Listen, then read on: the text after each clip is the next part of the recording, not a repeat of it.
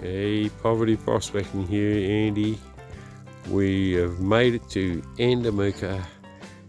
That is not a mountain in the distance.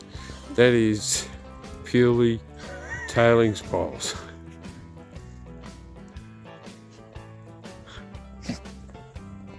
Lovely sunset. We are here. G'day guys, Andy here, poverty prospecting. Here I am in an open cut. Not on a registered claim. Couldn't find any markers, so there's a few a bit further over, but not here. As you can see, you've got to be aware of your surroundings. Some overhangs, and that's a big open cut drive by the look of it. It's like an old Workings underground. Goes a fair way back. I'm not going in there though. But yeah, out having a sticky beak. Never know. I don't even know what I'm looking for. I'm looking for oval, but dreaming. I don't really know what. It's not like old country. You know, it's a bit different. Are you looking for trace? Are you looking for, mineralisation? What are we looking for? There's all this white crystal-y shit around here. Like these thin pieces here, they're actually silica crystal.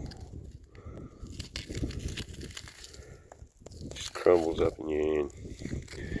But it comes up in big sheets. But yeah, I'm not really sure what I'm supposed to be looking for.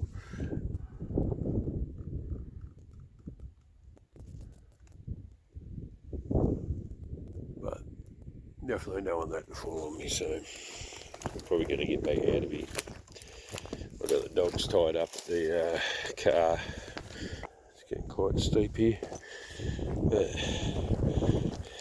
as you can see, it's a pretty big deep cut.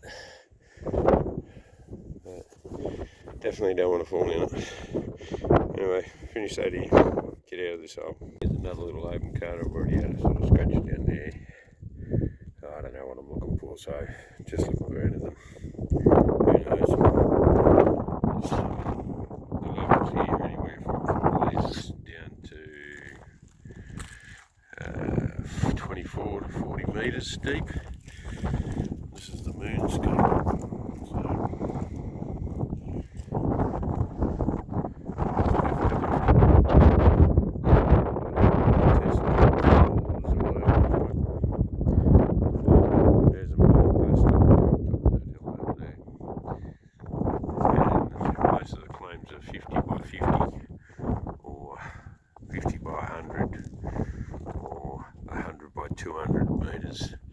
But you got 4 posts on 4 corners, so that's one. It's pointing that way and it's pointing that way.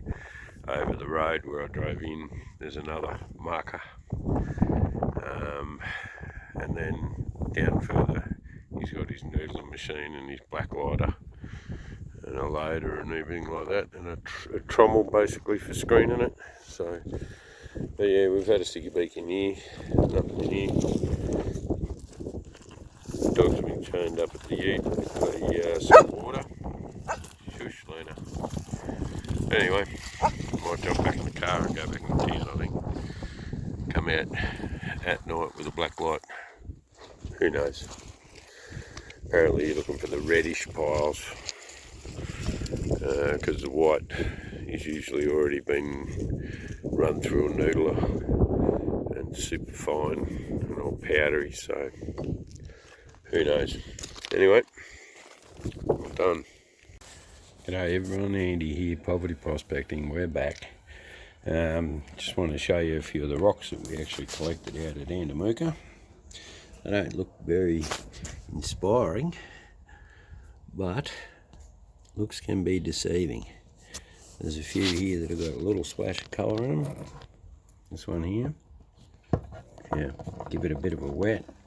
You can see a little splash of colour through there. when it's wet, it comes out heaps better. There's a bit of Endomuka matrix here as well.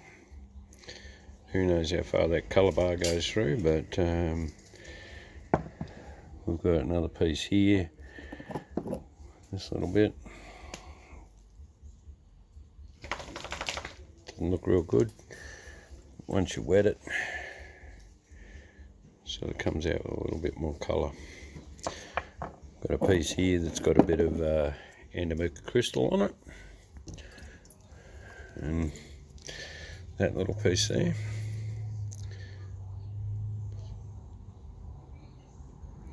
It's got some nice colour in it. Another thing you notice is there's tiny little bars through it. Doesn't look that inspiring. But there's some stuff that you get out there, which is this real clear crystal that comes out of the ground. It's obviously got no colour in. This is like the false layer, the first layer that you get down to.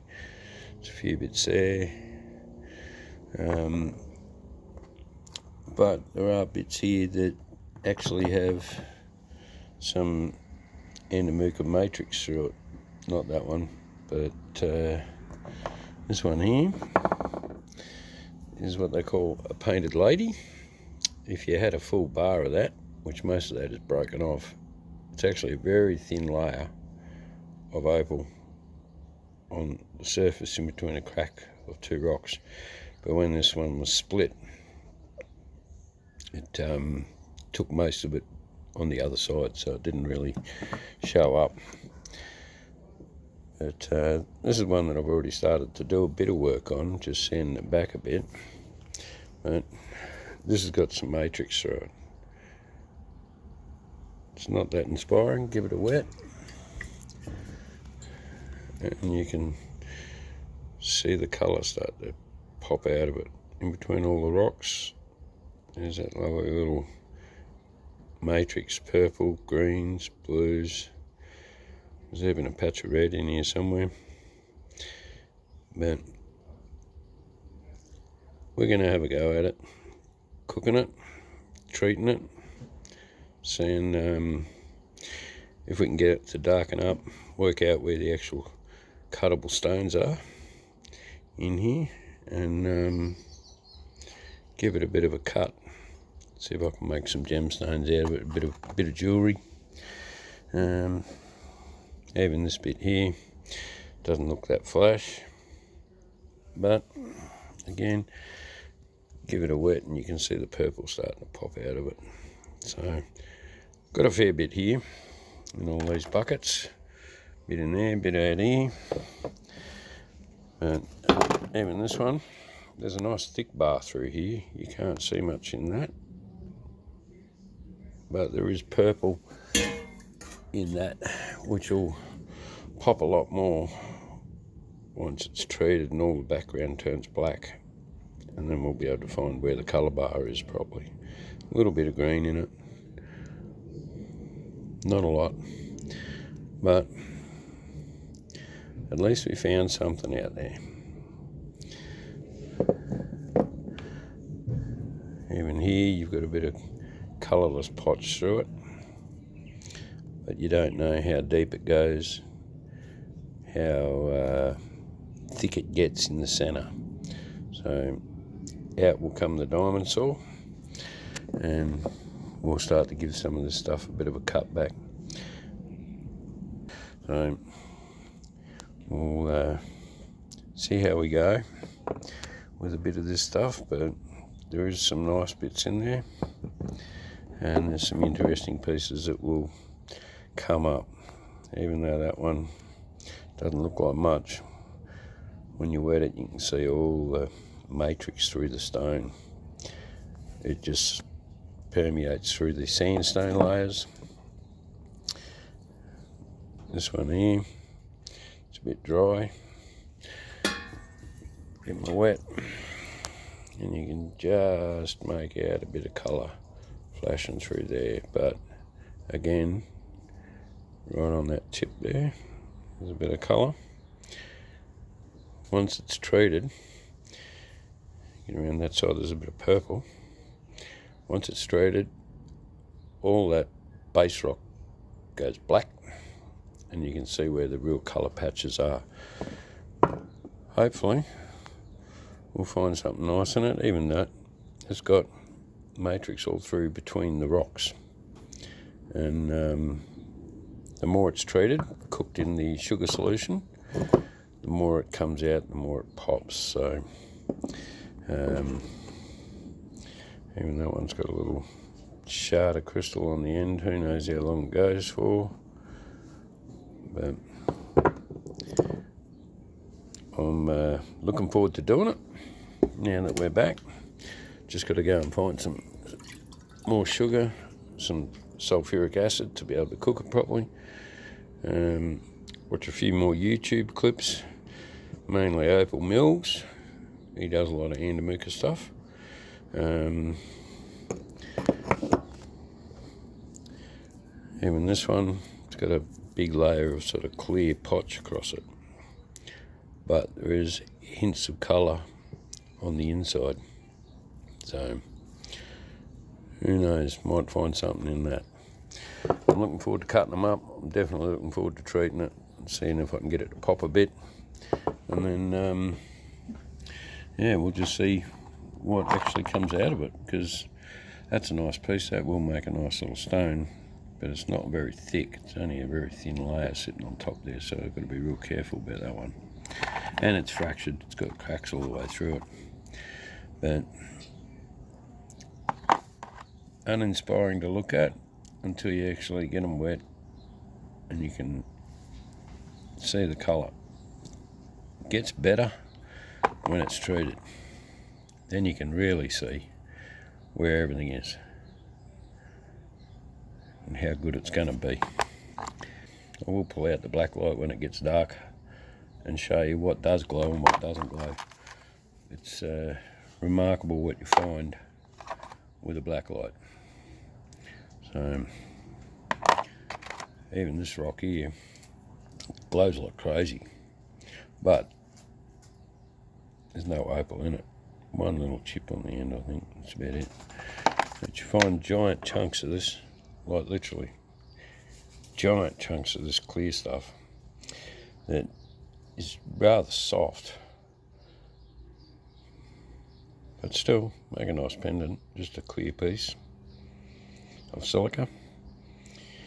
Anyway, thought I'd just show you that, and before we start the process and see how good some of this comes up. You just don't know until you really get into it and you start cooking it, because that really makes the colour pop, and then you can work out where the bars go and what's got colour and what hasn't. But these have got to actually sit in the sun and completely dry out now that I've wet them. And before you start the cooking process, you're best off sticking them in a dehydrator and totally letting them dry completely out. So when you do the cooking solution, it has time to soak into all that dry, porous rock. But yeah, I'm hoping we're going to get some nice stones out of that. Even though it's not a pure colour bar, it's got rocks through it. Still, the contrast will be different. Anyway, cheers. Thanks, guys. Yeah, I'm back. So, all good. We survived the trip. 4,300 kilometres in 12 days.